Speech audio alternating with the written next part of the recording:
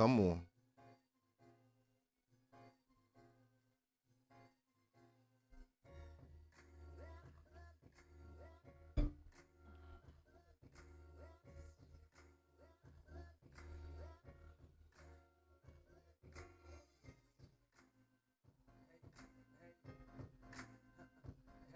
Hey, hey, hey. Yeah. Hey, though I love you, hate that bitch just always with you. A shame I gotta put up with her shit just to get you. She threw another fit, you had to split cause she was with you. And now I'm at the crib all. Take 'em back. Uh-huh. Coming up, I was confused. My mommy kissing the girl. Confusing the girls coming up in the cold world. Daddy ain't around, probably out committing felonies. My favorite rapper used to sing, check out my melody. I wanna live good, so shit, I sell dope for a 4-finger ring. One of them gold ropes. Nana told me if I pass, I get a sheepskin coat. If I can move a few packs, I get the hat. Now that'll be dope. Tossed and turned in my sleep that night. Woke up the next morning, niggas have stole my bike. Different day, same shit, ain't nothing good. In the hood, I run away from this bitch and never come back if I could. Hated the love of the underdogs on top. And I'm gon' shine, homie, until my heart stop. Go ahead. On the grill of my low rider, guns on both sides, right above the go. Hey, welcome to another Real Estate Lunchbox. I'm your boy, Leon Duncan. Real estate broker, investor, wholesaler, fix and flipper. Man, husband, father, 20 years in the business and also 20 years married. I'm here. This is the Lunchbox. We talk about everything. Real estate culture meeting in one place. I love to hear your opinions. Please go ahead and drop your comments, like, subscribe, follow if this is your first time hearing it. This is just our lunchtime hangout. I just hang out here and we play some reactionary videos. We talk about some interesting and funny stuff. I hear your opinion. You hear mine. You don't cuss me out because you don't like what I got to say. Oh no. You actually love on me, even when you know this boy, he tripping. Congratulations. Well done. You heard it here first. You're rocking with the greatest. Yeah. Y'all gonna ask me one day, what do you mean by you rocking with the greatest? You'll know what I mean by it one day. I'm get into Patreon and we're gonna talk about what I mean by it when I say you rocking with the greatest. But yeah, we got a Patreon, Wealthy Guys Patreon. We teaching how to live your life through your identity. We tackling real estate. We tackling content creation, relationships, mental health. Why is this important? Everything, all of this is what I needed and I've used to navigate this real estate space. More importantly, if you're somebody that you guys are trying to get into the business, you're trying to learn more about content creation, we cover content creation in there. We got a 60 days to monetize content creation course. And it's free to all my Patreon users, all my Patreon people. Second tier Patreon, not the first tier Patreon. But yeah, man, I've been 20 years in it. So this is what we talk about. And all my special one-on-one drop videos for my Patreon, I just talk about the things I think you really need to know if you're going to get in this real estate space. And if you're going to start making some content, because I was able to monetize not just this channel, but within 60 days, a real estate YouTube channel, I want to show you how to actually do it and how we go about doing it. Doesn't have to be real estate. It's just a reactionary platform. But this is what we do, and we meet up here Monday, Wednesday, and Friday. And, man, I love it. I love it. And I always got something new and interesting and different for you guys to talk about. I know some of you guys who listen to me, some of y'all are conservative. Some of y'all are liberal. So I think you will appreciate this little skit. And it's not little. It's probably like about 9 minutes. But let's start from the beginning. D.L. Horton, D.L. Hughley, and Officer Tatum, they're in this beef right now. And if you don't know who D.L.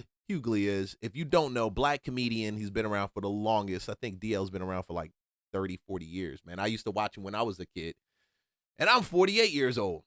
And you think about Officer Tatum, he's only been around since about, 20 prior to COVID. If you don't know anything about it, go to his podcast and you can check out his channel.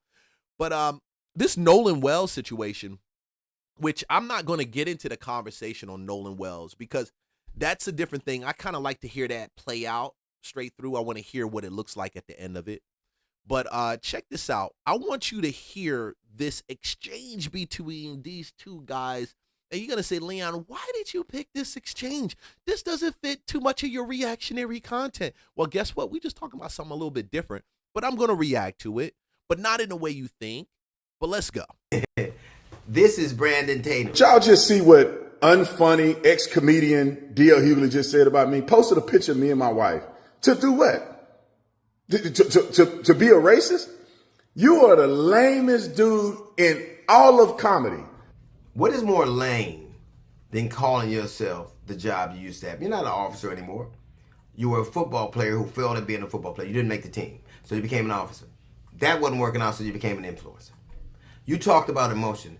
What is more emotional than this? The word.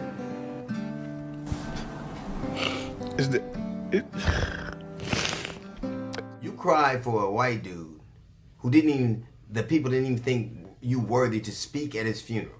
You said you wouldn't cry for your son, but you cried for him. That's not emotion? You talked of the way Benjamin Crump talks. Just want to blame white folks. And so I go out there because I know that lame Al Sharpton and Mr. I Can't Read Benjamin Crump is just race hustling, y'all. You talked about how those boys are innocent. You had proof. Now, I don't know whether they're innocent or not. I don't know what happened there. But I know one conversation with a failed football player and a social media influencer is not the predicate. You don't have any toxicology report. You don't have an autopsy report. You talked about black people acting a fool. Black people are right to be suspicious of a state that took 31 years and 3 trials to prosecute and find guilty the murder of Medgar Evers. Black people are right to be suspicious of a state that in 2005 found 215 black people that were dead and buried in a pauper's grave and nobody knew they were there. Black people are right to be suspicious of a state that just killed a 1-year-old boy and nobody's being brought to account about. Black people are right to be suspicious of a state that has been poisoning black people with the water since the 1960s. Black people didn't look for this fight. They want justice. All they want is accountability. And if it's those boys, it should be that. Nobody has a predetermined notion. I don't know what happened. But if you're saying that Al Sharpton and that Benjamin Crump are on one side, you're certainly on the other. You talk to them for 2 days and now all of a sudden you know if they're guilty. You know if they're innocent. You know that. Your name is, your moniker is Officer Tatum, not Detective Tatum. You didn't make your way to detective. You're an influencer who says what white people want you to say. And don't you find it interesting that they chose to speak to you, and they chose to speak to you for the same reason that you're a conservative, for the same reason Turning Point did, because you're safe. They know you're a black man who'll do what he's told. You're an unremarkable black man. This is for D.L. Hughley and all them low vibration people that follow you.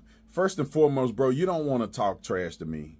You don't want to get into a personal debate or argue with me. You need to just stick to politics, bro. Quit being a softy because you cannot debate me and win whatsoever. But let's start with some personal things that. All right, so before we even get into it, we had DL Hughley. Actually, he dropped a couple good points right there.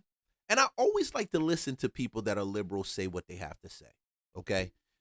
Whether I agree or disagree, the reality of it is when we get into a place of shutting people up and we can't have an exchange in thought, then we walk ourselves into a place where we're not vocal, we don't communicate. And being in a black family coming up, man, I'm going to tell you, we didn't have the best communication in our home. So I don't want to perpetuate that. Matter of fact, I don't want to even give life to that. My kids, I tell them, you got a problem, come to me, we talk about it. I want them to speak freely and say what they have to say. So I believe that's the foundation. After 4 kids, I've had them. And I see a lot of adults not even going in that direction. But DL said what he had to say concerning this. This clip came from Anton Daniels. This is his Millionaire Morning podcast. And I listened to it. Great guy. I love listening to his content. I don't agree with anything. I don't agree with everything Anton has to say, but he makes some really, really strong points. And when I do agree with it, I agree with it. Now, he threw this in here, and I'm going to tell you, I looked at this earlier today, And it was just so interesting the way that Tatum came back at him. Now, I'm gonna keep my opinion towards this whole thing, not Nolan Wells. I don't want to talk about that. I'm letting that all play out, and then I'll say something about it later. But the way that these guys are going back and forth, I want to show you something. So we just heard DL. We're gonna hear Tatum. Let him say what he got to say. I think you wouldn't want people to talk about with you. And I don't know why you saying stuff and you live in a glass house. You talking about my wife. How about let's talk about your wife who you cheated on? And let's talk about the fact that you're not even man enough to stand up and protect your daughter after another young man abused her. She told you about it and you didn't do nothing because you soft. You ain't a real man. So this is you see where we're about to go with this, right? And I'm letting him just play it out because DL said what he had to say, and Tatum's gonna say what he got to say. And then I'm gonna squeeze in Stephen A. Smith before I say my part. It is funny though. He did call him I thought that was wild. I thought it was wild behavior. And then you go and have a baby out of wedlock and you can't even be there for your son. If you fail your son, he dies. Could literally get your son killed by not getting him ready for a world that won't see him that way. Like everybody tells you, put your hands on the wheel or stay away from this or don't do this. Black boys don't get that comfort, and you know it. Don't talk to me, a man who is here for my family. I take care of my kids. I take care of my mama who's black. I take care and support my niece and nephews. I support my cousin in prison through Securus. I'm a real black man doing real stuff. Y'all fake and projecting. And then you want to talk about being me in law enforcement or the fact that I failed the team. Dude, I played college football. I didn't make it to the NFL. Good. I'm glad I don't have CTE. And I became a police officer because it's honorable to do that. You will never in your life put your life on the line for black people. You won't. You will talk. You'll be in the booth. You'll tell jokes about black people, but you ain't never going to put your life on the line for black people like I did. I had an honorable career. I was a PIO. I was a field training officer. I teach new officers how to be officers. I was on the SWAT team. And because I'm a man of God, I understand when God is telling me I need to do something different. And I became a political commentary, and I'm more successful than you are. And you've been. All right. Leave a comment.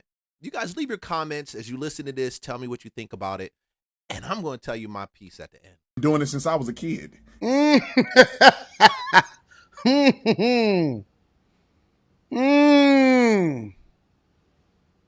now look at you. You need to hang it up, passing out on stage as a failed comedian. I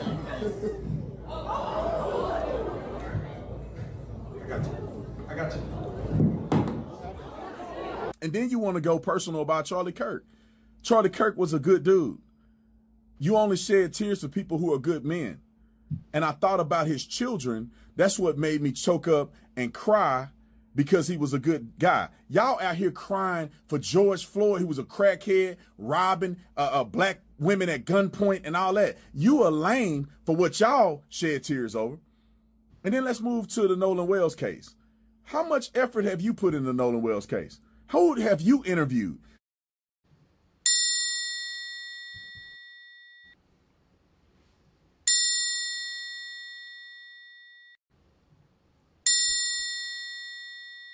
The reason we're acting like that is because the reason he's ringing a bell, and I noticed it already. And like I said, I'm not going to get into Nolan Wells. I'm not going to get into the case, but I do realize that certain people go down and they do the real internal investigation on things like this to happen.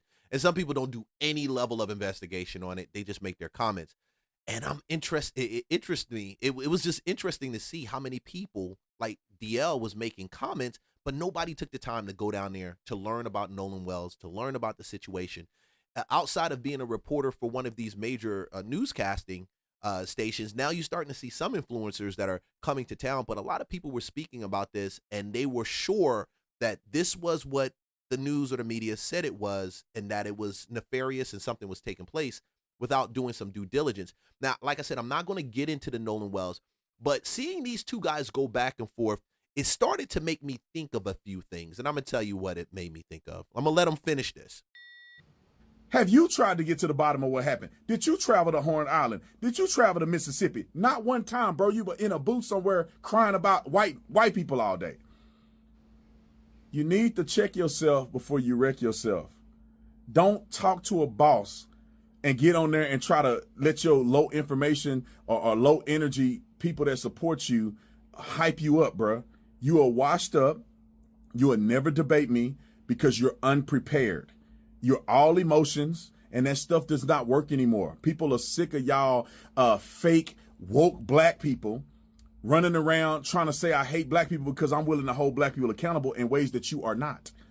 Ask any black person that I know, all the black people in the comment section that support me, we know what it is.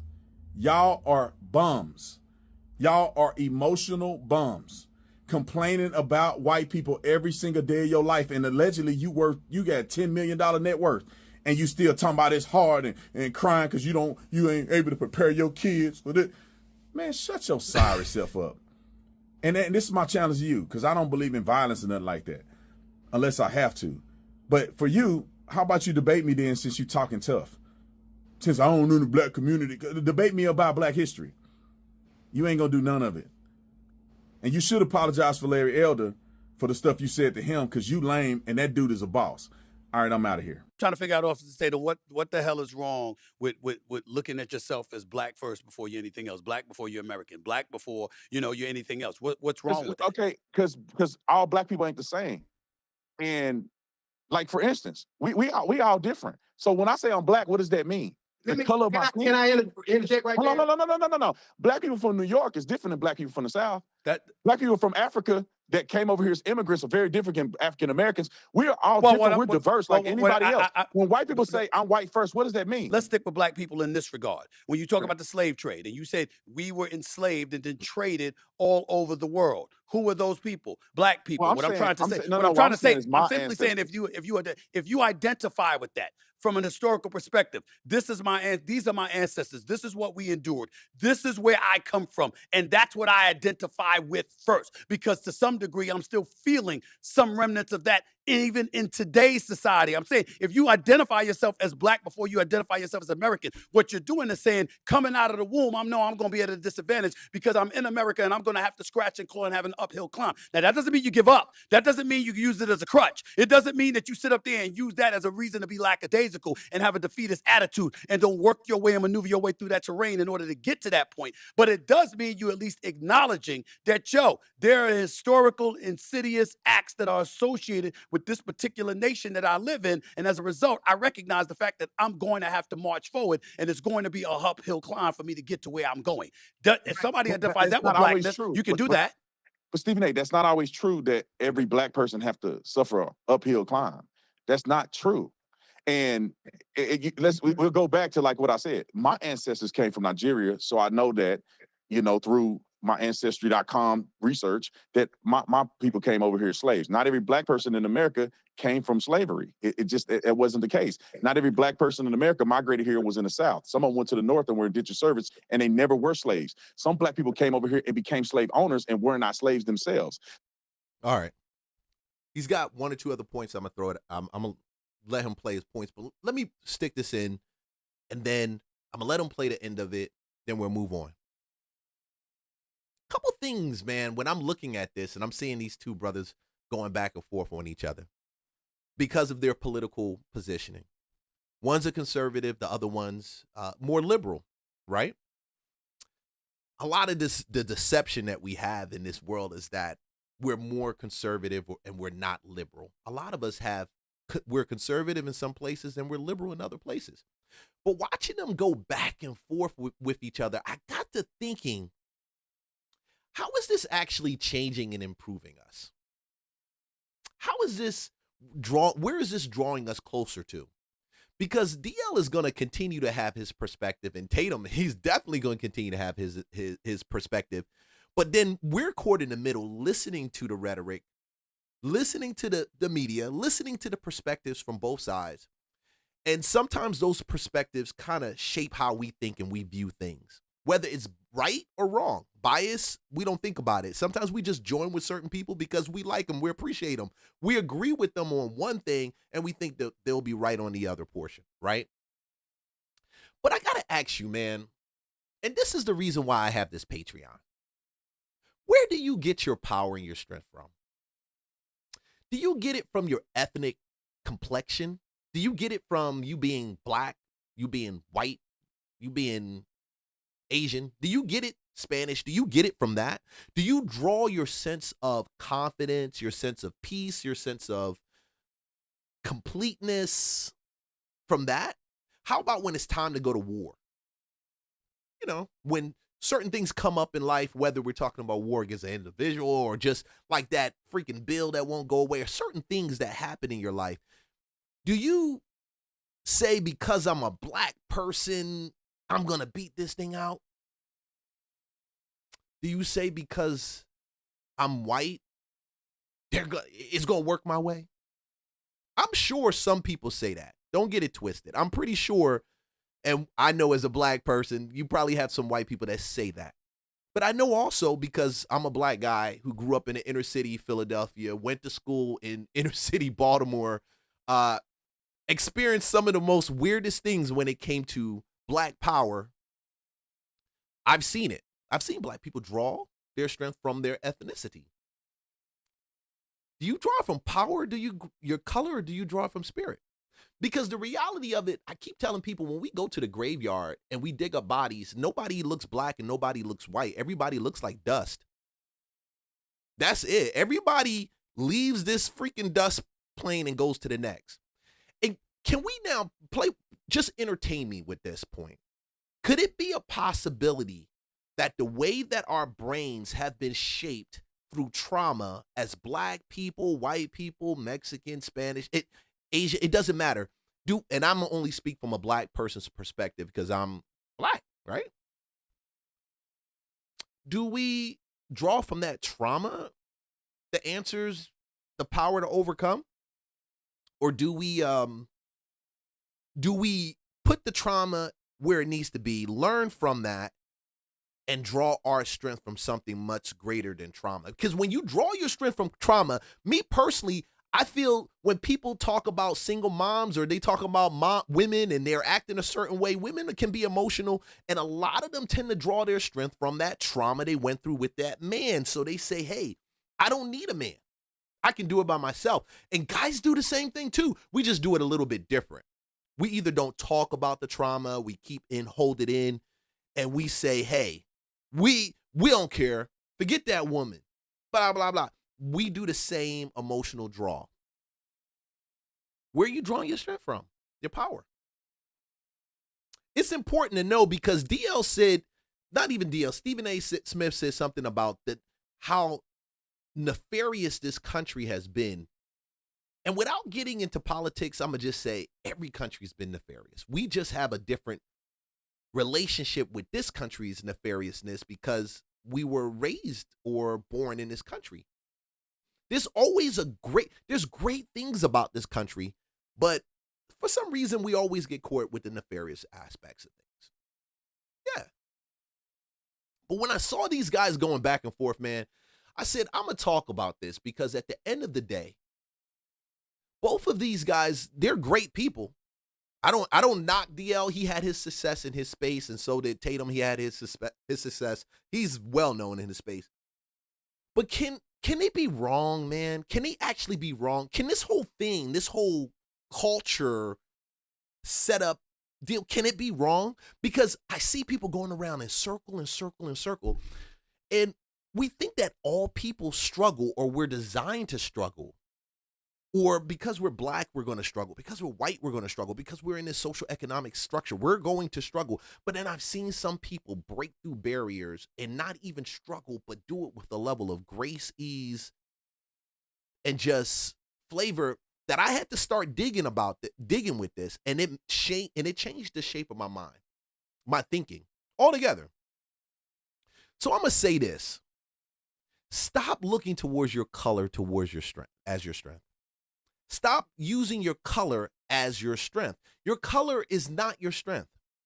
Your color is the body you were deposited in. Your ethnicity is the region you were raised in. But your father, like your true self, when this body dies, nobody can tell if you're black and white unless they took some pictures of you, bro. So where do you get your power from?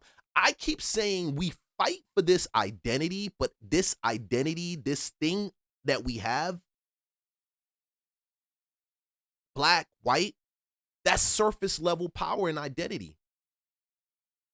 I have to pull from my inner strength sometimes as a father, in business, when I'm dealing with certain people. And you've heard that concept, pulling from your inner strength. You think it means just bottling and holding yourself up. How about if I tell you that it really meant from pulling from your godliness, like your God essence on this earth? You always going to hear that from me, because I truly believe we don't identify ourselves the right way. It's okay to be black. It's okay to be white. I love my black color. I love black, like, culture. I love Black American culture. I love African American culture. I love all of that. I love African culture. I learn something new all the time. But I'm going to tell you, we got to stop changing where we pivot and we draw our strength from. And I think as this country in this season becomes more chaotic and crazy than anything else, we're going to start to question these things. Whether it's the narrative of Tatum that we have to hold everybody accountable for the things that they do. Black people don't hold black people accountable. I get it. Or is the narrative of DL, we've been treated wrong, and where's the grace? Where's the faith? All those things are true. But as an individual, man, listen to this, because this is I know is a change from what I normally do. I'm going to tell you, man, stop listening to these guys with this. Because at the end of the day, the most important thing is who you truly are. And I want you to look at it like this. You wouldn't walk into Andrew Carnegie's house, and you are a relative, you're a Carnegie, and you will walk into the house and you'll say, oh, I don't know who I am. You were entitled to all the benefits of being a Carnegie. And that was still surface level. I say it to say that Wealthy Gods is about you outside of your physical body. Like your physical, like who made you, designed you. And we need to talk about it, because I truly believe that's the answer to mental health. Because your mind gets crazy and you go into a chaotic state when things happen, and we always fight and we struggle to get through to the next level. But what about if there was untapped strength that was there and you just don't know about it? You just don't know how to tap into it. You're just blinded. And there's nothing wrong with it. I was blinded too. I didn't really see it. I really didn't. Now, I'm not going to take this whole stream out on this, because a lot of this conversation, a deeper dive, which I'm trying to keep it more surface, something I really cover in the Patreon. But this was interesting, man. It made me stop looking at or really question a lot of these conversations that I hear on social. Because I came to the reality of, and I realized at the end of the day, man, these guys are fighting and they want you to be caught up in what they're saying, what they're doing for clicks, or for whatever reasons. Everybody has their different motive. But at the end of the day, you're greater and you're bigger than all of that. Your past bigger than the color of your skin. And one day people will wake up and realize, and sometimes people won't. But the martial arts phrase, when we talk about the inner strength of the inner man, that indomitable strength of indomitable or unconquerable. Look, I'm just screwing up words, right? It comes from the inside, and we know it as martial artists. And I was so blessed to actually learn that when I first started in martial arts. I realized that this whole thing that we're dealing with is more deeper than just me as a black man, you as a black man, black woman, white man. It runs a lot more deeper than that. But keep in mind, nobody knows your color when you die. You're going to still turn to dust. Only thing that lives on is the spirit. So why don't we develop it now, here? Man, that's the way I'm starting this Real Estate Lunchbox show. That's the way I started that one, and that's it, and I'm not taking it back. And some people jumped on, they don't like it. I get it. I understand, bro. But I'm back. It's Monday. It's a great day. I'm enjoying my day.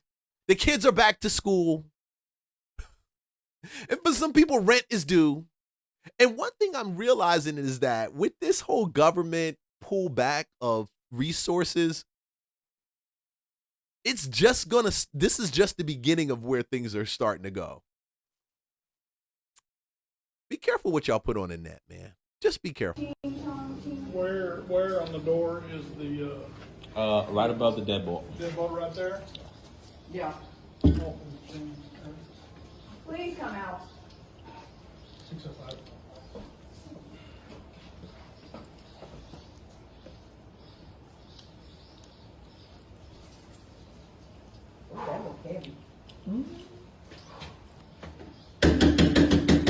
Constable's office, come open the door. We're gonna ram it. Rabbit.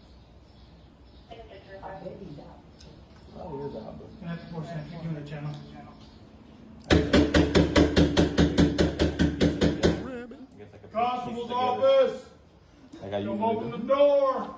You saw me do one of We'll make it work. I'll just piece it back together. It's fair. Uh-oh, they about to bring out the rammer. You want me to do it? Like, I need this. Right there. Ooh. Constable's office. Bad boys, what you do, what you do.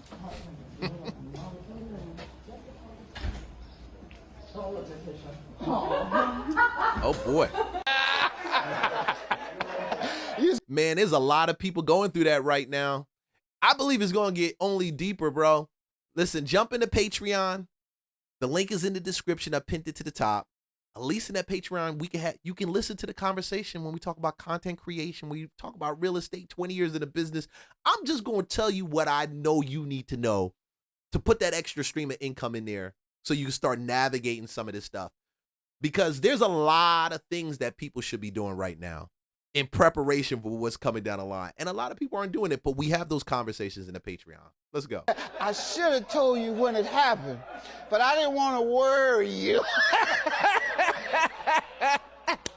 So you should have just left this alone. You know the judge no game when he said. How you bring that to me? I'm not saying I can't. I'm just saying what she says. I'll leave you alone, man. I'm having too much fun with this. So I'm going to leave you alone. Ma'am, you go ahead and tell me what. You always let me slide. I didn't because want, I gave didn't want, you. I wanted to hold rent. I didn't want something. Oh, I know you didn't want. You wanted something when I wanted. Leave. Never met no place. But Listen, I know all strippers don't clap the cheese, but she's obviously telling you it happened. At that house and me getting rent. I never met Sir, you any place but the rent. Why don't you tell me then when she propositioned you? There was never no sex, no physical contacts, no sex or nothing. Let me ask you one more time. You allege that she. And I love my wife, and first of all, I'm going to tell you, you need to bring the bread. I don't want the coochie. I want the bread. That's what I want. That you pay your money, you pay your rent, and that's it. Craziest thing that happened to me one time, I had somebody that hit my car, and I thought I was being a good Samaritan. I went over their house, and I was going to give them some money because I knew they hit my car and they didn't have any insurance. I get to the house, and the guy there leaves, and I realize, damn, it's the start of the month. They were speeding off, and the reason they hit my car accidentally, they were trying to get to work. It's the start of the month. So when the woman came out, and I saw the little ankle biters running around there that they had, and he left and he gave her the thumbs up, and she looked at me with them eyes. I threw that bread on the table. I said, look, sis, you ain't got to do this. We good. Bye. I don't need to be there 10 minutes, bro. Honestly, I don't need to sit back and try to convince myself that I don't need to smash you. That is not something I need to be convinced about. But I don't need to stay in that space and just talking to you. Dude, that's the weirdest things. The Bronx is crazy. It's the nigga tree I love, though. This is what I love about the Bronx. Helicopters. A bunch of feds right there. People partying. Oh, let me back up, police. You gotta tell me twice. Word. And this is all those streams. David Armour, YouTube, Twitch, link in the bio. Oh, what the fuck? You know, y'all wild and crazy. That Dominican Day parade in New York, I saw the cars that you guys destroyed. New Yorkers, man, why do y'all destroy? Y'all destroyed New York downtown for the Knicks championship? Y'all destroyed it for the Dominican Day parade? Y'all trashed it for New Year's Eve? I understand why now. New York is in a place where they can't afford certain things. Their budget is too high. They spending too much money cleaning up after y'all trashing and destroying shit. That's it. But go ahead. That's your city. That's your community. That's your block. And you filming it. Go ahead, y'all. Go do it. This is great content for me to share. It's just interesting. Great content for me to share. That's where y'all live.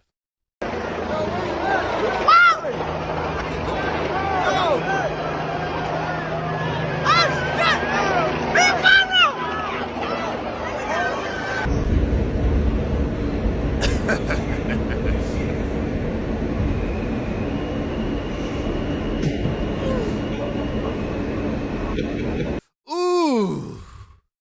What would you do if you woke up and you saw something like that? Like, what would you do if you're sitting on a train and you saw a big ass rat like that?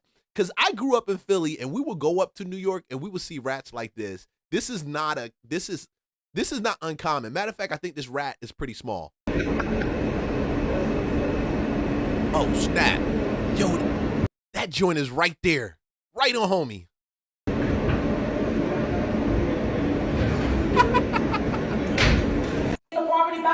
You know what's worse? He didn't even jump. He looked at it like he was terrified that thing dropped. It's almost like he saw that thing before. You come directly in with the keys. Is it for sale or something? No, just $10.95 and then drop the.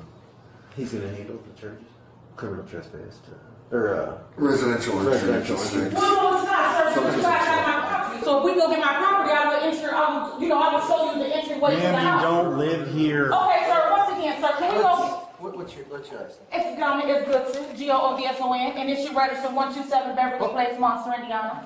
One thing at a time. Okay, what I'm just trying to say. What's your last name? Okay, it's Goodson, Goodson. First name. Dominique. What's in the bag, please? These are personals. I went and picked up a charger for my phone because my phone was dying. I got some personal things that I got. That's about it. I just left the store. Did you shower while you were here? Well, I just came home. That's what I'm She must think, because he said, did you shower since you've been inside here? And she talking too fast. When they talking too fast like that and they're renters, I didn't had enough of them talk fast like that. And it's like, oh, God, I got to check this place out. She ain't supposed to be here. She know this is wrong. And I'm hot, I'm sweaty. This is my phone, and then all of my personal stuff. I'm sorry? Were you using the shower? I just came home, and I just came home, sir. I just came home, and I'm in the house. Okay. Yeah. I'm gonna place you under arrest. That's okay, but can we go get my keys, sir? Because this is ridiculous. You guys are looking for an owner, and that's who I am. And I don't like how you guys keep coming through my door. You can film. So once again, yeah, hold on line, sir. Okay, so once we go to the police station, is it possible that you can pick up my property and come back to our... What is that on her back? I'll show you the key. I will let you come to the door and open it. As long as you see that I have keys I'll to tell this you what, residence. I'll do you one better. Yes, sir. I'll look online to Lee County Property. I don't know where, I mean, I have to go to the B&B. I don't know if it has all registered yet, as of yet. But this is just a personal property that I just received from you. The things that I have, just some notes and a few dollars. I have a little cash. That's about it. So once again, I'm asking you, would you be able to go to the station and get my property, which just retains the key and also pieces of evidence that states that this residence was not under anybody's name? I want to talk to the officer, please, sir. Don't come here. You don't live here. Sir, this is where I live. Where am I supposed to live? On the streets? I'm not homeless, sir. Go to So the where's judge. my address? Go to the judge. Okay, sir, I'm not your wife. The Are you judge. going to be able to get my keys, sir? And come back to the property? Okay, as long as we come back to the property, because this is getting embarrassing. Even my neighbors will tell you. There's no reason for you guys to be coming to this woman's residence. How do you have neighbors when you don't even have the house? The house is not yours. They're the owner's neighbors. You're just there illegally, miss. And you guys are not residential police officers. Hey, Yeah, like you got my neighbors outside, like I don't fucking pay bills in here, and that shit is irritating. This shit is disrespectful. You guys are getting very disrespectful, so I can get my property, so I can show you, and I don't have to show you anything. You're not my husband. Now if I call my husband, you guys will be looking sick. Are you gonna be able? Yeah. So. This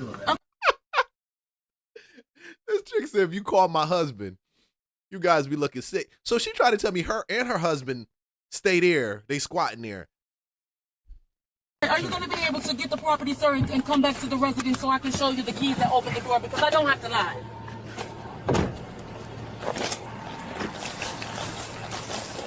Hello, who's the homeowner? Right here. All right. So what's going on? Okay. No. You're the homeowner. Okay. Yeah, I'm the owner.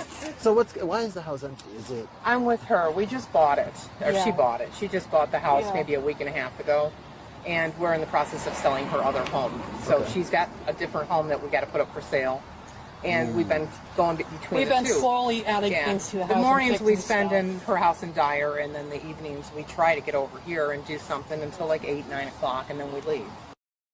You know, that's why I keep telling y'all, if you're going to sell real estate, bro, and y'all, whether it's you got a listing or it's a house that you just want to put out for lease or even for sale, you got to stop putting these signs out. You got to be sensitive to where the house is, everything that's around you, and you got to make sure when you put it out there, when you put a sign, which realtors love to do, which I don't understand. So I make a choice, and sometimes I'm putting that sign, sometimes I'm not. But at the end of the day, you put that sign out there, you're advertising, hey, this house is vacant. And if you're not in a neighborhood where the neighbors look out and they know what's going on, you just setting yourself up for a lot of problems. We don't have squatters' rights where I live. This could end very, very badly for people doing this in some states. Man, same thing. Georgia, for whatever reason, well, I know what the reason is. Just like they be scamming, they looking for places to stay. They go from house to house. So when I put my clients' properties out there, mine, it doesn't matter. I don't put a sign. You will never know. You would have to go to the MLS, see it on Zillow, and then go do it. But I'm not going to make it easy for you. I'm not going to be waving a sign saying, hey, this house is empty. Come and chill out this. Because all they're going to do is crawl up, look through the side of the window. They're going to sit back and watch and see if there's any motion. And if there's no motion, oh, bro. That's the worst thing with a squatter, bro. What does the DMV have to do with anything? Yeah, what? Sure, she crazy, bro. She don't know what the DMV ain't got nothing to do with it. She just. Hey, man. Hey, like, subscribe, follow for more content. We out here in the middle. I appreciate you guys. I saw some of the super chats. Thank you very much for your super chats, for your gifts. I appreciate it. You appreciate me making you laugh and hang out during lunchtime. I appreciate you showing me some love. Let's go. We got chicken wings, peaches,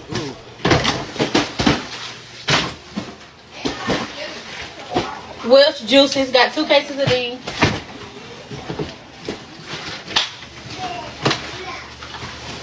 A box of Sam's grain chips. Say that bit over. They got these chips.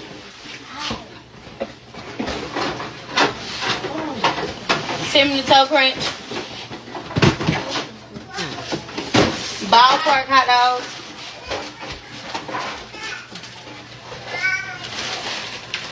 Some teriyaki noodles. Some kind of different. A pack of ground beef.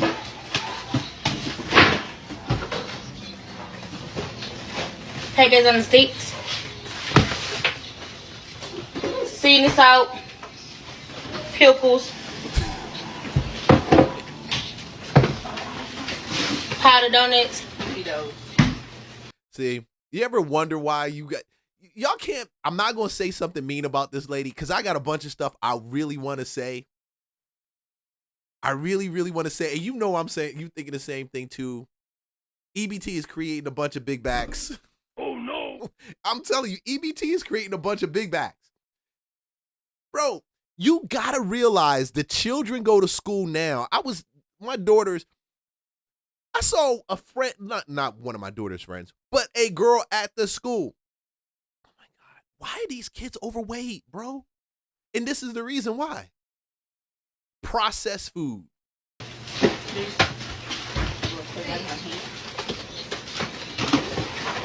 Fruit of Pebbles. The teriyaki noodles, I eat those. These are the best.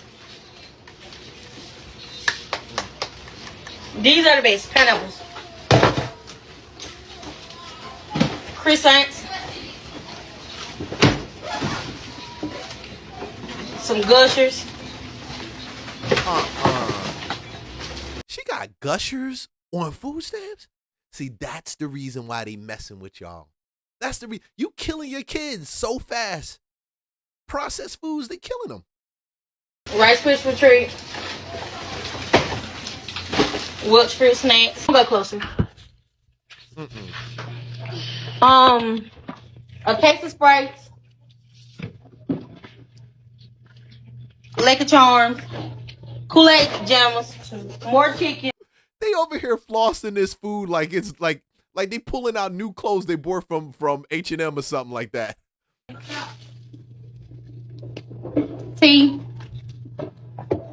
I seen these going on Facebook. So yeah, I had to get them.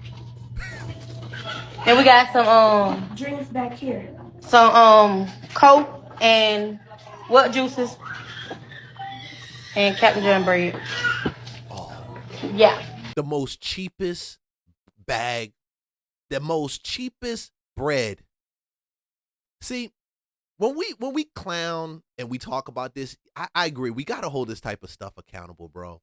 They do have to turn around and deal with this because that's the most cheapest form of food. Like, that's the most cheapest bread I could find. That's some real cheap shit. And she spent $1,500 on a bunch of junk and buy the cheapest and the wackest stuff out of it. If you spent $1,500 and it was nothing but grade A, like best groceries, you know how I'm talking about the bread, like it would be different. Almond milk, not cow milk. Farm raised eggs, not the one from off of from in a factory. Some control raised eggs. Come on, bro, free range.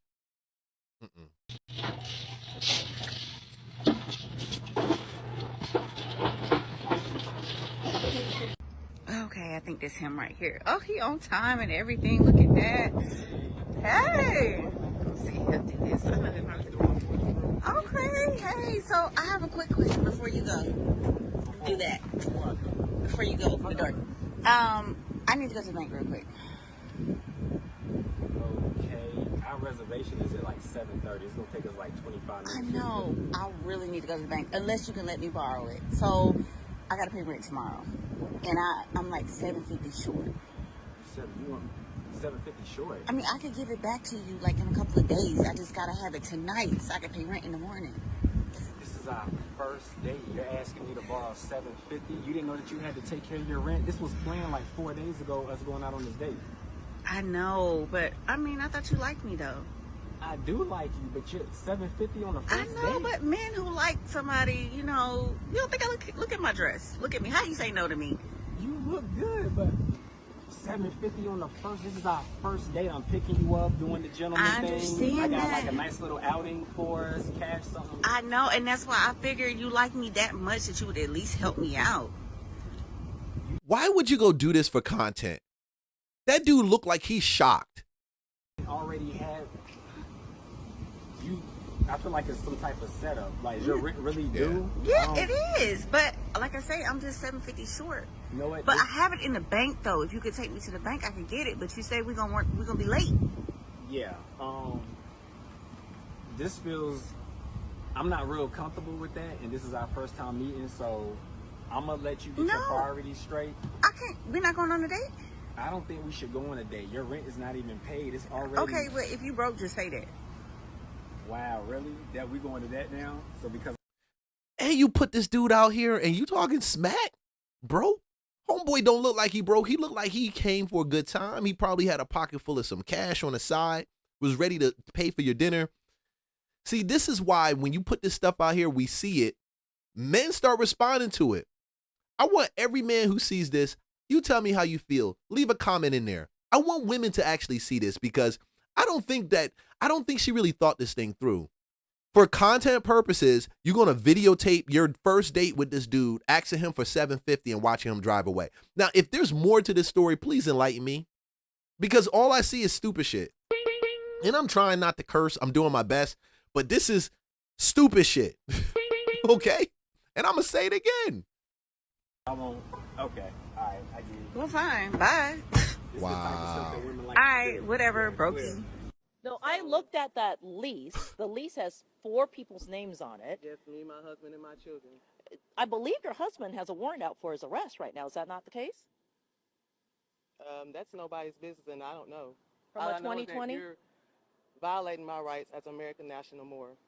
I can contact the United Nations and have them say, y'all are.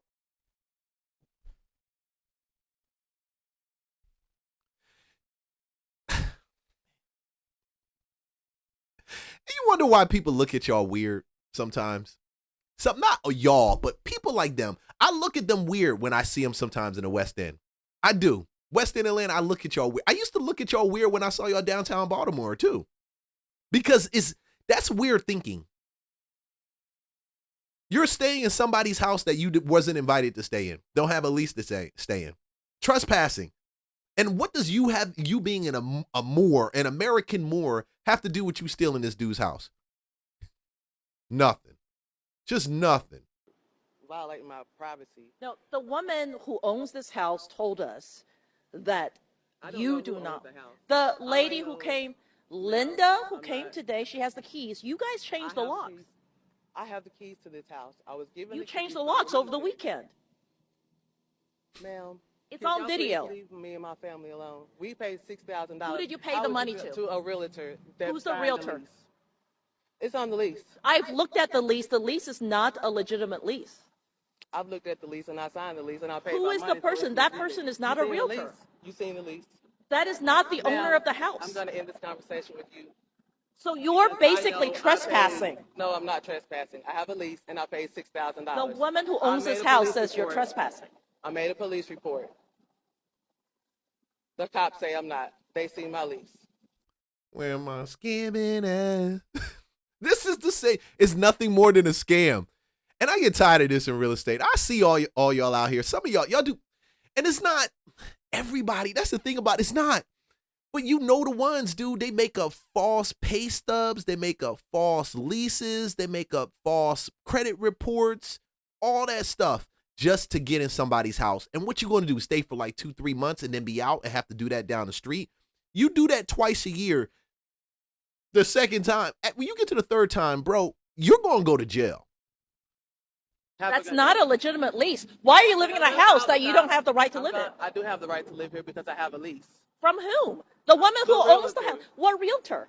There's plenty of realtors that's renting this house out. Why don't you go look? Well, I like that reporter. She good. I like that reporter. I like the way she aggressively. Who? What? Where is it? Tell me.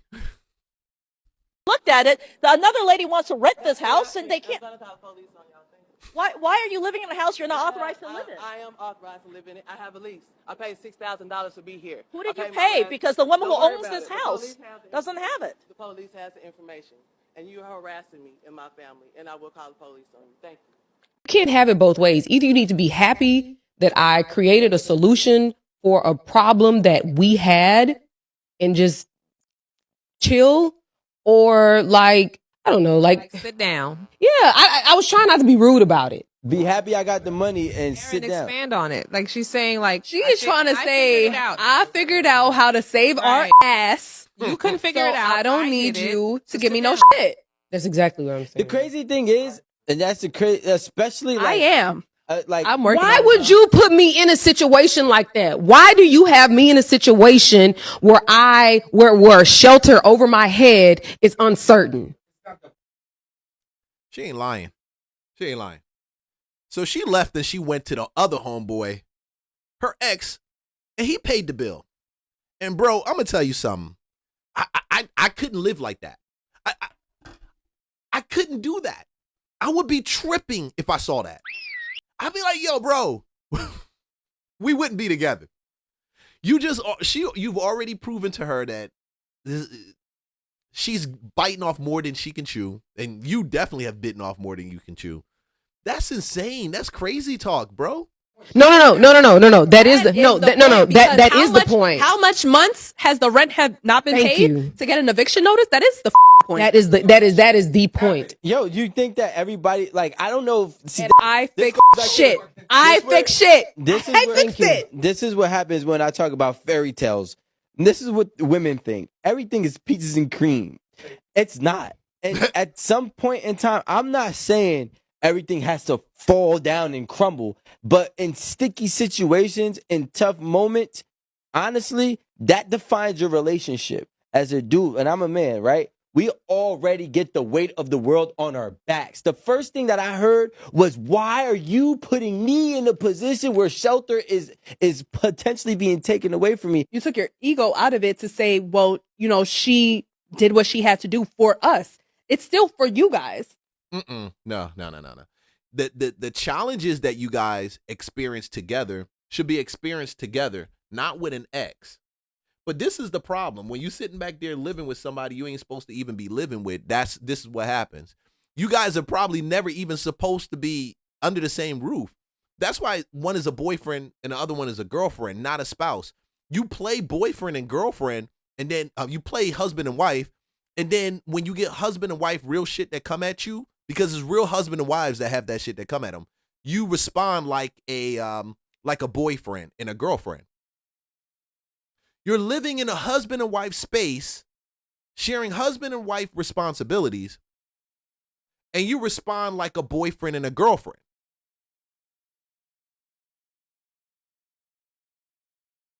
It's a level of maturity to have a spouse sleeping in the same bed with you, living in the same house with you, sharing the same bills. Where do y'all think that y'all don't share bills with men? I don't get, why do y'all think y'all don't share bills with men? Why do you think that? And there's some men that are out, there's some good men. I know some good guys out there, man. They cover everything in the house. Everything is covered. Everything is covered. Now, for some women, they say, yeah, I want that type of man. Do you know what that woman went through to get him? Do you know the ups and downs they've had? You think they just started off like that? I've seen them, one spouse go to school while the other spouse works full time, and that one who's working full time legit has to cover most of the bills. Then the one graduates, gets the job that they went ahead and set themselves up for, and they take care of the bills, and the other one goes and they do what they aspire to do in their career. People do that. That's why we talk about partnership in relationships and marriage. It's easier to, when you have a partnership like that, you can navigate a lot of these crazy things that happen out here. Oh, yeah, I forgot. You don't need no man, right? I don't believe the society was meant to navigate just as an individual, a lone gun, a lone wolf. When I tell people that I'm cool with people on that poly tip, I'm saying it because I know economically, strategically, what's going on. And if the guy makes money and the wife makes money, and they're like, hey, we need a third person in here to go ahead and take care of the kids and do the domestic stuff, and they come together, they make an agreement. Y'all need to leave them the hell alone. Y'all need to leave them the hell alone. Oh no. Y'all need to. Y'all know the Mormons been doing this before y'all were even a twinkle in your mama's eye. Oh no. Y'all know they do it in Nigeria before y'all were even born. Congratulations, well done. Matter of fact, some of y'all came from there. Oh no. That's why y'all got that poly tendency. It never went away. It went from generation to generation. You open your eyes like, damn, why am I dealing with all these bills by myself? Baby, why are we dealing with this? I can't be running around taking care of these kids. And while I'm working a full-time job, you working a full-time job, we covering bills, things going up. We need a third person. And you know what that Negro said? Oh, no. I agree. Stop hating on these people. Stop doing that, bro. This whole thing in this Western world was never meant to navigate, and I keep saying it, by yourself. But we do find people that do it, and some do it very well, but the ones that don't, the ones that have that attitude, I don't need a man. I don't need a man. Unfortunately, I am of the belief that it's easier for a man to say, I don't need a woman. and do it because he will go out and he'll do the work. He'll come and pay his bills. Now, his house will look raggedy. Yeah, I've been in a lot of single guys' house that say they don't need a woman. She only good for one or two, a couple things. I see some of y'all out there. Your house look like, it looks dull, bro. It looks dull. Most of the time when I come in to look at the property, to list it on the market, to check it out, the rental, or whatever the case may be, and I'm looking like, bro, if a woman lived here, it would be a whole lot brighter.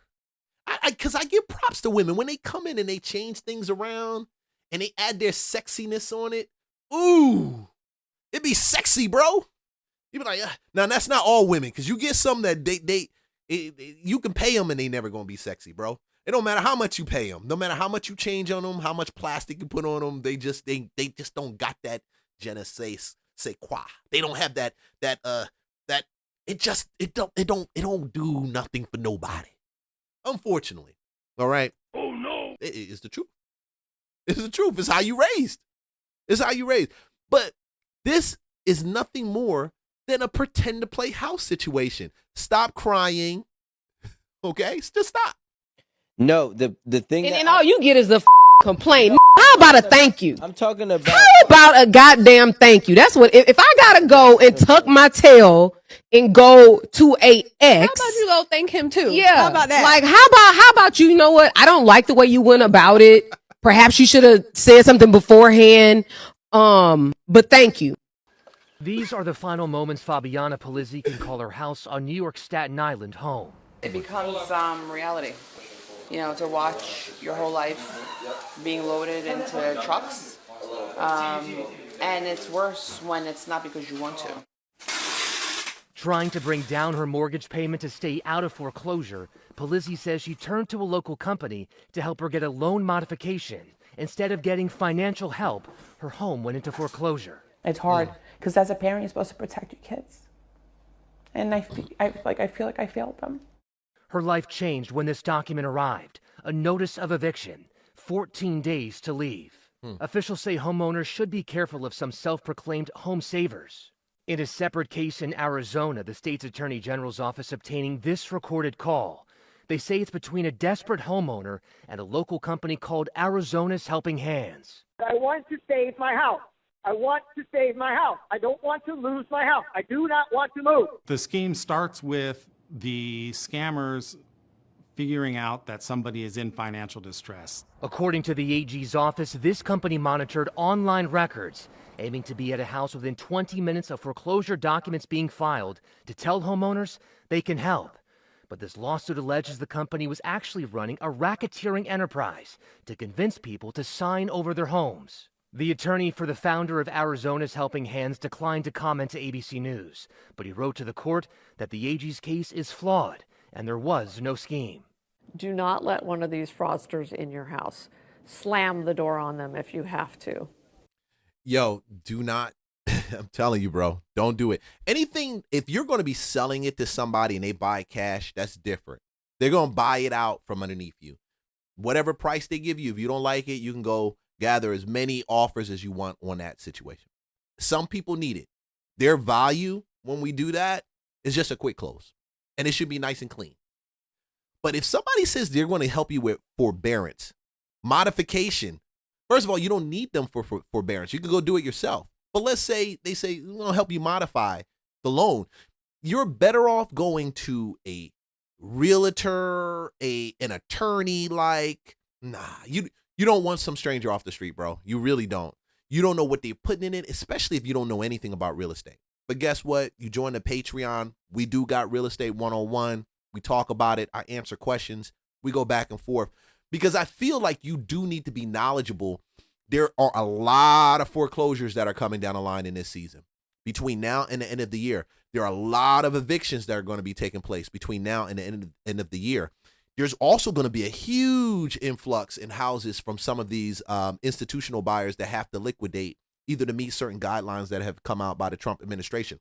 The money is going to be there either in helping them or liquidating and selling the property. If you don't have the licensing and the skill to help them, don't perpetrate it. You will find yourself in a bad situation. It's Fed level, bro. Oh, no. I'm telling you, it is. So just leave it alone. You know what you should do? when they're ready and they need somebody to help them close, they need to sell it real fast. You need to get together with an established team of for sale. Oh, shoot, I'm telling y'all too much. Isn't that this is Patreon knowledge? Well, come on closer. I'm going to tell you this. There are teams and people out there that do acquisition and dispositions, and they look for people to fill those acquisition and disposition places on their team. If you have a little bit of skill with sales and you can read a script and you're just personable when you talk on the phone with people and they feel you have great selling skills, this is an opportunity for you to make bread. This season is going to spiral. I hate it, but it is coming, and nobody can change this unless they do something to put some COVID level restrictions back in place. But all those COVID level stops are gone, and it's about to be a free fall. Do you actually even know how fucking expensive it is to be evicted and then subsequently be homeless? You know, because people really love to regurgitate talking points without actually ever doing a deep dive, or unless it like fucking happens to them, then they're not going to have this information. So let's just unpack how fucking expensive it is, right? To be 1 to 1.5 paychecks away from eviction. How expensive it is to actually be evicted and then subsequently be homeless. So you're already scrounging up the money to make sure that you can back pay this rent. And unless you have a private homeowner, a private landlord, okay, 9 times out of 10, you're renting from one of these mega rental companies who have the stupidest but most strictest fucking stipulations about how you're able to pay them their fucking money, right? These are not conversations. You just end up going to court, and then it just is what the fuck it is, right? And you get a certain amount of time. Now, most people obviously are trying to get the money together to fucking pay the past rent, right? So what ends up happening is the sheriff comes to evict you. So basically you get like a 7 to 10 day notice, right? So after you go to court like 2 times, you get a notice from the fucking sheriff's department letting you know that they're gonna come and follow through with a fucking eviction, right? And what happens then is that there is 1 to 2 sheriff deputies that comes to your house, your apartment, whatever the fuck, okay? And then the rental company is in charge of moving all that shit, right? The police are just there to make sure that they execute the eviction fully and that ain't nobody stealing your shit in that time that the eviction is happening. So now I'm gonna tell you, as somebody that's been a part of on a realtor side, helping homeowners have to do this eviction, bro. Listen, tell you, if you're gonna get evicted, you gotta have somebody, like, get your boy, somebody out there, have them bring up a truck, load that stuff out, because I know already, once we have the crew drop that stuff on the curb, some of these Negroes around this place in Atlanta, some of y'all is trife. They will roll up in the car, hop out, because it's free game right there when it's on the side. They'll grab that thing and they speed off, bro. It's insane. It's insane. Don't let that be you. So they come, they move your shit out. You probably have about 20 to 30 minutes to fucking get a U-Haul, because mind you, once the sheriffs come, you are not allowed to pack shit up. You ain't allowed to do shit but grab things that need to be on your person. So your ID, your purse, your medication, little shit like that. You're not even allowed to pack no overnight bag, bitch. No. So all your shit gets packed up into giant garbage bags. We don't know how much of your shit gets broken in that time, right? So you can't find shit that you actually fucking need. Ain't no overnight bag. So now you have to go and buy all of your essentials. You have to go buy all of your essentials. You just didn't have rent money. Now you have to go buy your fucking essentials, bitch, because you were not allowed to pack an overnight bag. This is how people who are 1 to 1.5 paychecks away end up more fucked than ever before, right? Because, like I'm explaining, you have to rebuy shit that you already have, but now it's being all thrown together, and then it's going to be set on the fucking street, right? So you have 20 to 30 minutes to go get you a fucking U-Haul. U-Hauls cost money. U-Hauls cost money. You need some type of fucking privilege to get a U-Haul. You need a driver's license. You need money, like a debit or a credit card, and money on it. Oh my God. Again, you're in a situation where you're trying to scrounge up fucking money. Now you have to spend all of that money just getting some of your shit from being fucking thrown out. Yep. So then after that, right, you have to find temporary to mid-temporary housing, which if you have any type of mental health issues, if you have kids, any type of dependents, pets, things like that, that becomes 3 times more difficult because you have dependents and other things that you need to try to navigate in homelessness. Bitch. And then on top of it, now you have an eviction on your fucking record. So unless you can find insecure housing within 1 to 2 weeks, you are mad fucked. You're mad fucked for renting again. Hey, man, join the Patreon. Let's talk about ways to put some extra money in our pocket. Let's talk about it because I'm a true believer that we all should be content creating right now. We all should be tapping into things like real estate. You ain't got to become an agent, but there are so many ways you can do it, even if you don't mess with the property. I mean, there are hard money lenders that are looking for people to loan money out. It's so many avenues, but we spend more time not evaluating why things didn't work instead of sitting back and looking, oh, this is why it didn't work. Another stream of income. The skills that you gain from some of that stuff will change the way that you navigate moving forward. And like I told y'all, man, I know and I see it already coming down the line. The foreclosure thing is about to go ham crazy unless they can stop something. Unless they can put some type of guideline or some type of guardrail in place on a federal level. I don't know how it's going to look in the next quarter to 2 quarters, because between massive job loss, high inflation. But the truth is, when you pull out hedge funds from doing a lot of buying and they can't buy the properties no more, it's going to mean that we're going to be in a position to help real people find real houses, to help real people that need to get rid of it and get some cash, get some real cash, and put some extra bread to the side. Hey, man, that's my thing for today. I'll see you guys on Wednesday. You've been rocking with the greatest. Like, subscribe, follow for more content. Hey, I appreciate you guys. Patreon's attached right there, Wealthy Gods. I see you guys on the next show. Next stream, I'm always here. We hanging out on lunchtime. Guys, hey, remember, you're greater than what they think you are. Forget about what these knuckleheads have to say. Be who God called you to be and keep rocking. I'll see you guys on the next stream.